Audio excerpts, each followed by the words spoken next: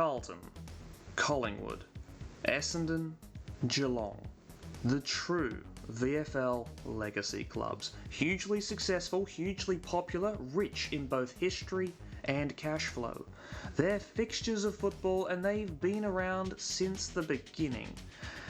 Except they haven't.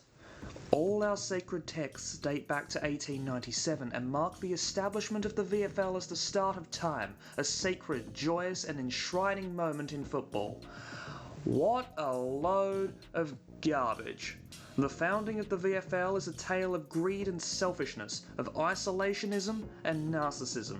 It sparked a decades-long power struggle that would disrupt the game and threaten the code's existence. This is the 8-part story of how the VFL came to be. Yeah, remember when I said I'd stop doing long series? Yeah, oops. So, let's wind the clock back, past the establishment of the AFL, the building of VFL Park, past both World Wars, to 1897, the foundation of the VFL. And past that, you see, I want to tell the whole story. The VFL was the product of a sport that had been around for 40 years, whose origins aren't really known by footy fans. Finally, here we are. In 1850. Football was a loose amalgamation of a whole bunch of sports first played in what would become Australia in about 1847. When Victoria seceded from New South Wales in 1850, a game of football was part of the celebrations, this game being an 11-a-side affair. You see, football didn't really mean anything back then for a bizarre reason. Sport was mainly the domain of private schools in England at this time. Some played a football code that's similar to soccer, others played a rugby-style game, namely rugby college. But none of the big schools wanted to compromise on their style of game to create a unified code of football. As more and more Englishmen came over to Australia, most seeking riches in the Victorian goldfields, they each brought with them their own code, learned from the schools they went to. When football was played, rules were agreed to on the day. The item that went on to unify the Victorian football code was an unlikely one, a novel by a British lawyer. Tom Brown's School Days was a partially biographical story telling the tale of a young boy at the rugby college in the 1830s. It was released in 1857, and one man who read it was Reverend John Brondby, headmaster of Melbourne Grammar. Himself a Cambridge boy, the tale of Tom Brown resonated with him. He got in touch with a fellow Cambridge man, William Northcote, a younger man who was the headmaster of St Kilda Grammar. They played the first recorded match of football, though the rules they played to remain a mystery. It ended scoreless after 90 minutes, with the St Kilda men turning to thuggery in their frustration. The Argus published an article on Tom Brown's School Days the week before that game. This, and the actual game itself, potentially caught the attention of a couple of men.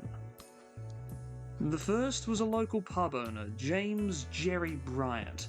He'd just taken charge of the Parade Hotel right near the Melbourne Cricket Ground. Bryant knew from his experience in England that pub owners found success in offering a prize for hosting a game near their pub and providing bevies that the loser would pay for. So he sent an article into Bell's Life in Victoria saying that he'd be providing a ball for anyone who wanted to play football in the nearby Richmond paddock.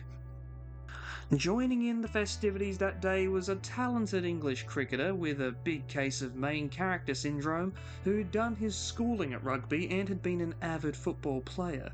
He very much enjoyed the experience and saw the fitness benefits that such a game would have for cricketers if played in the winter. He too wrote a letter to a newspaper, and this is the letter that made Thomas Wentworth Wills famous. Wills desired a sport that would keep the cricketers fit in the winter, with the only real alternative being alcoholism, which he and Bryant would eventually succumb to.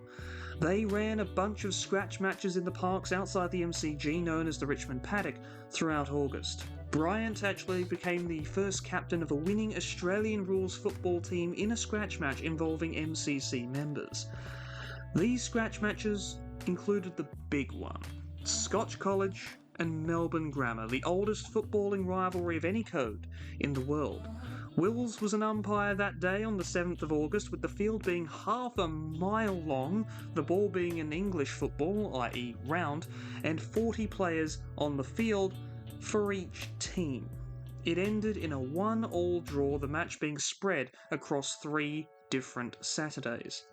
The first match between 2 different clubs was played on the final Saturday of September between South Yarra and Melbourne. As loyal GAZ-man viewers will know, South Yarra lost with a man named Thomas Ray scoring the first ever recorded goal. The rules were different, not just to today, but from week to week. Different clubs and groups had different influences. Some had a rugby background, some had a soccer background, there were a contingent of Gaelic players in Australia, and some were familiar with the indigenous game of Marn Grook. Those influences, well, potentially influenced the rules that some teams preferred to play by, although there's no evidence, concrete evidence anyway, to suggest that any of these codes influenced Wills as he spread the good word of football all across regional Victoria. What was apparent, though, was that the game needed a common set of rules to survive. One man who knew that more than any other was one of the Argus's key journalists, James Thompson. He'd read School Days and he wanted people to know it, referencing the book in at least 3 different articles. A Yorkshire-born Trinity College graduate, he'd seen the division in college rugby/football, and he knew that if this fledgling form of football moved quick, it could become the dominant form of the game in Australia. Well, Victoria, as it was known back then. His coalition got to work. On May 14, 1859, a meeting was held in the back room of where else but Bryant's Parade Hotel after a game played at the Richmond Paddock. Wills and Thompson were joined by fellow journalist William Hammersley, as well as Tom Butterworth, Alex Bruce, one J. Sewell, and a Melbourne grammar teacher whose experience allowed him to play well enough to be invited on the day. These men officially formed the Melbourne Football Club. 3 days later, they reconvened at the Parade Hotel and, as Bryant served drinks, they set about establishing the rules of their game. Bryant's position was an unusual one. He was also a star athlete, having captained the opposition in the May 14 game and had been part of an English cricket club while they launched a breakaway football club. However, he was not a part of the official committee, likely because of his status as a professional athlete among amateurs. The 10 Commandments of football were created. Yes, the first rulebook was only 10 rules long. Impressive. Actually, Wills wanted a simple game so that it could be more easily spread and taken up by more people more quickly. And here those rules are. Questions? Comments? Concerns? I'm kind of amazed that tripping was allowed, and society was amazed that the offside rule wouldn't be a part of this game. This was mainly as the offside rule was seen as something that was only reserved for the public school game. Typically, casual games of football tended to omit the offside rule. It also helped that Wills and Thompson desired to keep the new code simple. The rugby college offside laws were over half the length of the entire Melbourne Rules rulebook. The two did disagree, though. Wills was keen to introduce as many rugby college elements as possible. He got his way with some, including marks and place kicks, but Thompson and Hammersley, with the backing of Smith, got Wills to drop some of the rougher elements, particularly as rugby grounds in England were a lot softer and muddier than the grounds in Victoria, and the Victorian grounds were likely to cause more injury if a man was thrown down upon it. Hammersley also relays that only Wills seemed to know a lot about the terms and definitions of the rugby game, meaning that a lot of those elements were cut out in discussions with the others. Thus, the Melbourne Rules were born. Thompson's genius in his desperation to codify these rules was proven, as association football wasn't officially codified until 4 years later, with the Rugbyans having to wait until 1871 to officially birth rugby union due to the two codes disagreeing about the issue of hacking. That was something that Wills actually wanted to introduce as part of the rugby college rules, but he was shouted down by Thompson and Hammersley. It was a different game. You think stoppages are frequent now? Well, the 1859 rules basically dictated a stoppage anytime the ball rested on the ground. You could only pick it up off a bounce. Actually, that got rectified to the first bounce before that was found to be too confusing for Geelong to bother with. It got culled to appease them and stop them from going back to their own Geelong rules. This change allowed players to run with the ball endlessly, which meant Melbourne dominated as sprinting champion HCA Harrison could just leg it away from everyone. This sucked as it turned each game into a sprinting duel, so an informal agreement was made in 1865 to make players bounce the awkwardly shaped ball every 10 yards, later 6. That ball is a subject of modern conjecture. There is no doubt that the ball Bryant originally supplied for the first ever game was round, emulating what would become a soccer ball. Wills, though, staunchly advocated for his beloved rugby ball, which at the time was shaped kind of like a pumpkin. In 1860, Wills's Richmond team threatened to forfeit a game against Thompson's Melbourne team because Wills objected to the round ball. This could very well be the first game ever played with the oval ball. Sources kind of differ on when the oval ball was eventually picked up, but it's generally believed that around 1863 to 1867 was around the time when the oval ball was used for basically every game. Wills himself believed that the kicking game would be vastly improved with this ball, which he demonstrated by kicking a goal from 75 yards out. So, therefore, I blame Tom Wills for this. This is his fault. In the initial games of pre-Melbourne rules football, a win was agreed to have happened if a team scored 2 goals. So, this continued into the Melbourne rules era. This often took multiple days to happen, if at all. Yeah, something Fraser Gehry could do in 80 seconds in 2004 was impossible back then. In fact, goals were so rare that the only way you could switch ends on the ground was if a goal was scored. It would have been awful to watch. Thanks to St Kilda, tripping was banned in 1860 and rules continued to be developed at a rapid rate for the next 10 years, including Wills trying to introduce a crossbar onto the goal, not the last time this would be floated. He was turned down mainly because HCA Harrison really loved the fact that scrimmages towards goal generated a lot of excitement. Wills would change the game in other ways by being the first to utilise a lack of an offside rule to position men down the field, counter-attacking swiftly, basically inventing how football is actually played. In 1861, the first official football competition was introduced, the Caledonian Challenge Cup. The initial tournament to decide it was a mess, and so it was just handed to University. Yes, that one, and we'll get to them later. Melbourne attempted multiple times to challenge University in matches to claim the cup, but were thwarted when University didn't show up, not in a 2022 Sydney way, but by physically not being present. Absolutely genius. You can't lose a cup match if you're not there for it. In 1863, Melbourne won it when the students finally decided to show up to get their asses beat, but their reign lasted only a month, being upset by newcomers Geelong in September, led by Tom Wills. The interest in the challenge for the cup led to the need to mark the lines on the ovals to avoid spectator intrusion.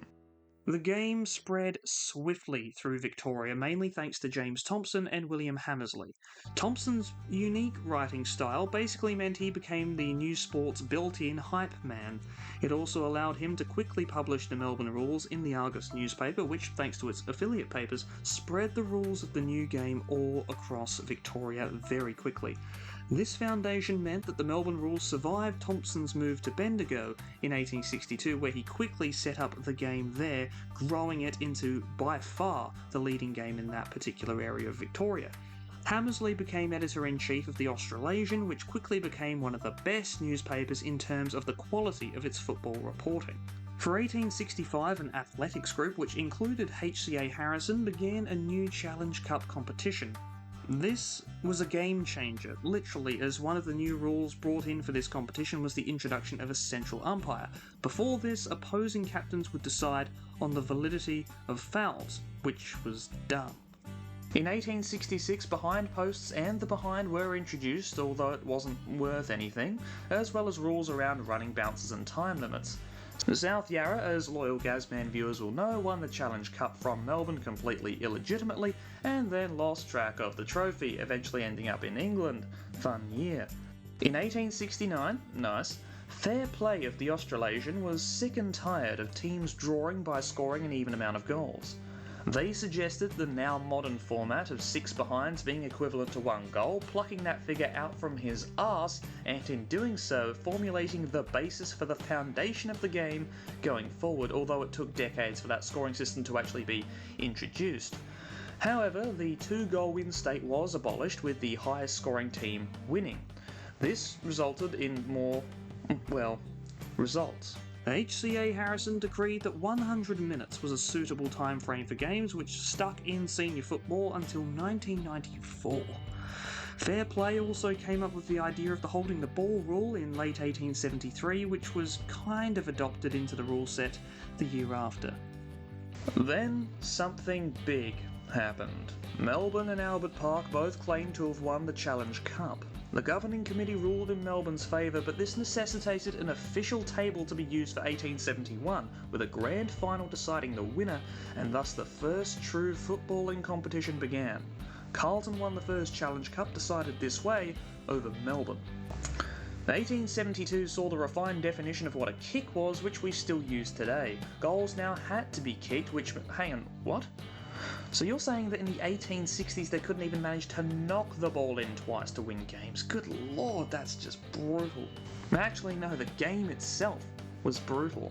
The league had its first death that year, with the newly formed St Kilda distancing itself from the league by playing a genteel type of game, which they continued to do for about 80 years.